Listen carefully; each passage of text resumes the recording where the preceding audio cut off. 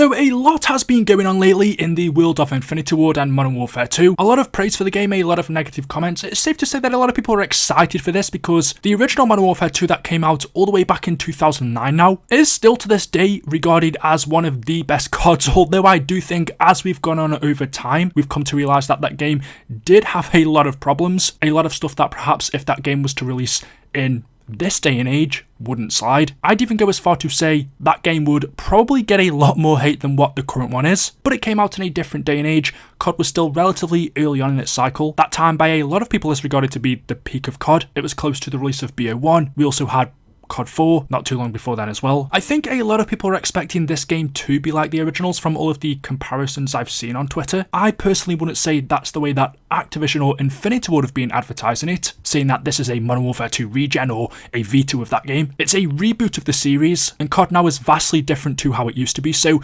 it is almost impossible to replicate that. Not that I'd want them to anyway, I wouldn't want to tarnish the original. The only way I'd like them to do that is if they remaster or remake Modern Warfare 2, but as far as the new one goes, I'm happy with it being a totally different game, a totally different feel, still with a lot of the same characters, but a new story. But of course this doesn't automatically make it good, it doesn't make it bad either. I've said time and time again, Call of Duty players are probably the most opinionated out of any video game I've seen compared to the Battlefield community. Destiny, I don't know. But just for the games I play, I haven't seen a community more divided than Call of Duty's. Everyone's entitled to their own opinion. So maybe from what you've played so far, you think it's good. Maybe you don't. But just taking a look at what the community in general have to say, now that the beta has come to an end, Charlie and Tell over on Twitter made a funny tweet where they said, "Community, please add nameplates back so visibility isn't a big issue. Infinity Ward, we're working on a solution that is not the traditional nameplates." What they're doing here is something I've wondered as well, and this doesn't just go for Modern Warfare 2. I said the same for Cold War, Vanguard, most Call of Duties in recent years. I've wondered why developers start changing things that were never broken, that didn't need to be changed in the first place. I get innovation, but sometimes things don't need innovating. But as far as enemy visibility goes, they said, it's something that came up throughout both weekends of our beta. While many of you remarked on the improvement in weekend 2, we'll look to tweak increased enemy visibility to allow for better visual tracking of opponents that is not solely to traditional nameplate. I have to agree that visibility in Modern Warfare 2 is an issue. A lot of that is down to blur, which you can change in the settings. A lot of it's also down to flash off your weapons and smoke. Also, the Modern Warfare games are traditionally more dull, I would say, compared to Triox or Sledgehammers, meaning that generally, if you don't have a skin that really stands out, you blend in with the background. And there are multiple different things developers can do to fix visibility. One thing they're being asked to do here is change enemy nameplates. If you go through the comments of their tweets, you'll see a ton of people saying that. However, they said we'll try and find a way to fix visual tracking that doesn't involve traditional nameplates. So it's kind of the same thing we've been seeing for a few weeks now, where the community will complain to Infinity Ward about something and they'll say, okay, maybe we'll try and fix it. We've heard you. We definitely know there are ways that it could be fixed because it wasn't an issue in previous games, but we're just going to try some other methods of fixing it first before we go to the obvious choice. Instead of adding nameplates back so that visibility isn't a big issue, Infinity Ward basically said we'll try and find a solution that isn't nameplates. Why nameplates has all of a sudden become a big issue in Modern Warfare 2, I don't know what was so wrong about it in previous games. I have no idea. I've never heard in all of my years playing COD of nameplates being a big issue. I do think back to the original Modern Warfare, or maybe it was a different one, but sometimes nameplates did get in the way of other players, but it never took away from the immersion or the experience, which is kind of the feeling I'm getting from this as to why Infinity Ward don't want to just simply add nameplates. Obviously it does take away from realism, but it makes visibility a hell of a lot better. So yeah, that's a strange one, but it doesn't really surprise me considering what we've been seeing from them lately. Out of the 4 major feedbacks that people had, which were no red dots on the minimap, lobbies disbanding, dead silence, and score-based matchmaking, Infinity Ward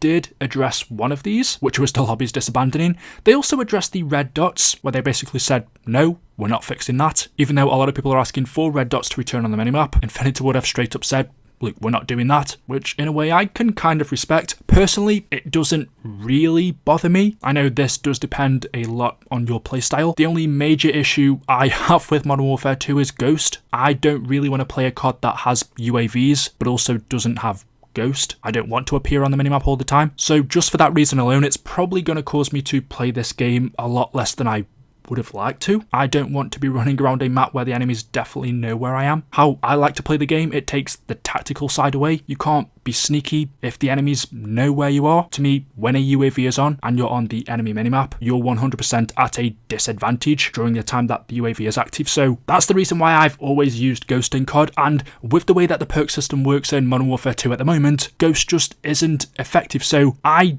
don't really want to play Modern Warfare 2 for that reason, purely because of the way Ghost works, which is also contradictory to the minimap system in this game, which is the reason why it doesn't bother me that much, the fact that people don't appear on the minimap. I do agree it does help with finding enemies, it does speed the games up, but I'd much prefer the option. I'd much prefer red dots to be a thing still, but just allow people to use Ghost. So if you don't want to be on the map, you use a suppressor, however that makes your weapon worse, and you use Ghost. Or if you're not bothered about being on the minimap, you don't use a suppressor, which makes your weapon more powerful. The disadvantage is you're on the map, but the other advantage you have is you don't use Ghost, but as a replacement for that, you get a better perk as your fourth one. With all of this, I just think there was really no need to change it. Again, I never heard, all from my years of playing COD since Black Ops 1, I would say, Modern Warfare 2 actually, since that came out before, never did people really complain about red dots on the minimap, because you always had the option of using Ghost if you didn't want to be on there. This is just an example of, for me, Infinity Ward taking away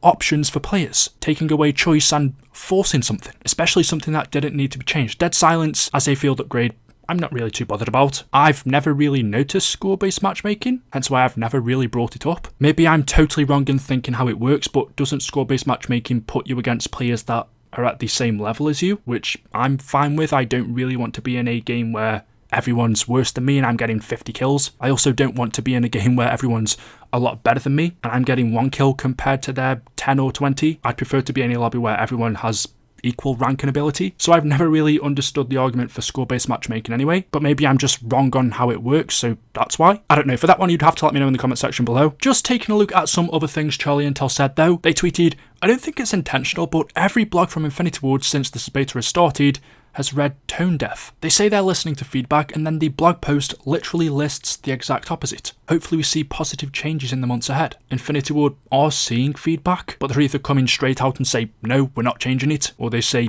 yeah, maybe, but then don't and say something different." Another tweet from them which I thought was kind of interesting, they said, "It's also more important to point out that, even with all of the issues Vanguard had, Sledgehammer Games made a valiant effort to make changes last year. From visibility issues, spawn issues, making Ninja a perk, they did a lot of good last year from community feedback." This just reminded me of the Call of Duty cycle. Every year a new COD comes out, we bash it. A few months later we then start to say, the old Call of Duty was better. Towards the end of the current game's life cycle, we then say, actually, it's okay, it's improved. And then the new one comes out, we bash it, we say the old one was better, and it repeats over and over again. And just seeing this, yes, they're not exactly saying that Vanguard was the best Call of Duty ever, or it was really good, because a lot of people at the time said it was awful or one of the worst. They are saying that Sledgehammer Games at least did listen to community feedback. Personally, I can't say all that much. Actually, no, I can't. I didn't play the multiplayer side. I was going to say they did listen because of zombies, but it was Treyarch that made the zombies mode, so